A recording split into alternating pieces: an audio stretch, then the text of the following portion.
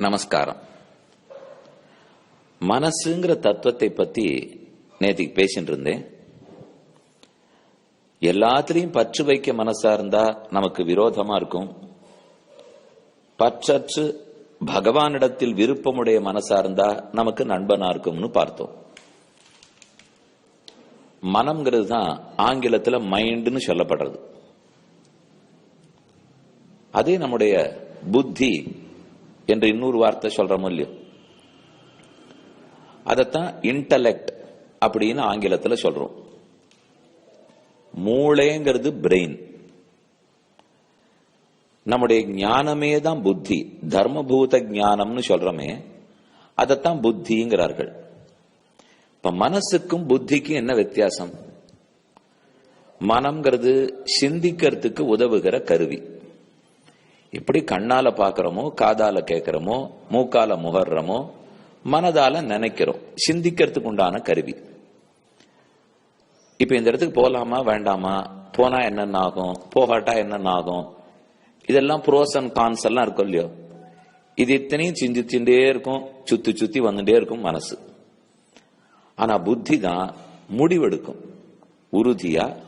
இப்படி இருக்கிறதுனால இங்க போவோம், இப்படி இல்லாதனால இங்க போக மாட்டோம் அப்படிங்கிற முடிவெடுக்கிறத உறுதி உடையதான் புத்தின்னு சொல்றோம்.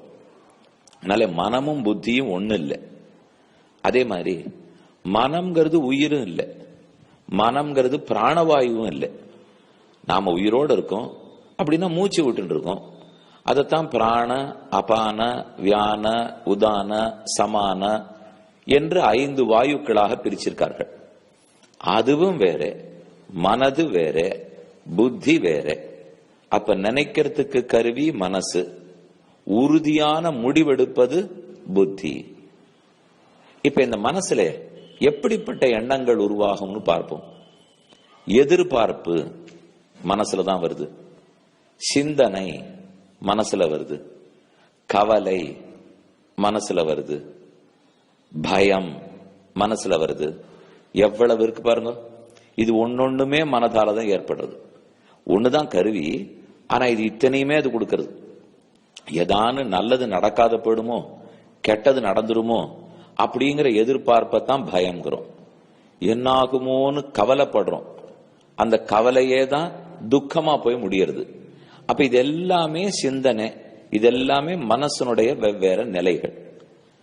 இந்த மனதை நாம கட்டுப்படுத்தணும்னு வச்சுங்க, அதனுடைய 3 நிலைகளை பத்தி சொல்றேன். ஆத்மா தான் மனசை கட்டுப்படுத்தி ஆகணும்.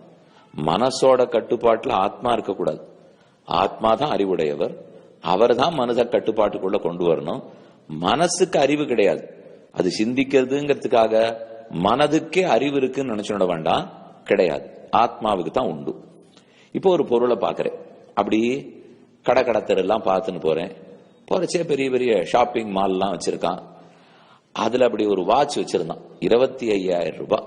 பார்த்தாலே அப்படி கோல்டன் வாட்ச் மாதிரி இருக்கு, ஜெம்ஸ் எல்லாம் ஸ்டட்டட் வாட்ச் மாதிரி இருக்கு. அதை பத்தின ஞானம் வருது. ஓஹோ, வாட்ச் 25,000 ரூபாய், பெரிய பிராண்டோட வாட்ச். இதுதான் ஞானம், அறிவடைதல். ஒரு பொருளை பத்தின ஞானம் வருது பாருங்க. இதை தடுக்கவே முடியாது. நம்ம அந்த பொருளை பார்த்துட்டோம்னா அதை பத்தின அறிவு வந்தே தீரும். ஆனா அது விண்டோல பார்த்ததோட அந்த அறிவு நின்று போச்சு. வீட்டுக்கு வந்துட்டோம், சாயங்கால வேலையெல்லாம் இருந்தது, முடிச்சோம், ராத்திரி சாப்பிட்டாச்சு, படத்துக்கு போறோம். அப்ப மெதுவா அப்ப பார்த்தது ஞாபகத்துக்கு வருது. அந்த வாட்ச் நிஜமாவே நன்னா இருக்கு போல் இருக்கே, என்னுடைய ரிஸ்ட்ல இருந்ததுன்னா நிஜமா அது என் மணிக்கட்டுக்குன்னு பண்ணாப்பலே இருக்கு அப்படின்னு தோணி ஒரு விருப்பமா மாறுறது. இப்போ முதல் நிலை ஞானமா மட்டும் இருந்தது, அடுத்த நிலை சிகீர்ஷா, அதத்தான் இச்சான்னு சொல்றோம். முதல்ல அவேர்னஸ், அந்த ப்ராடக்ட பத்தின நாலேஜ்.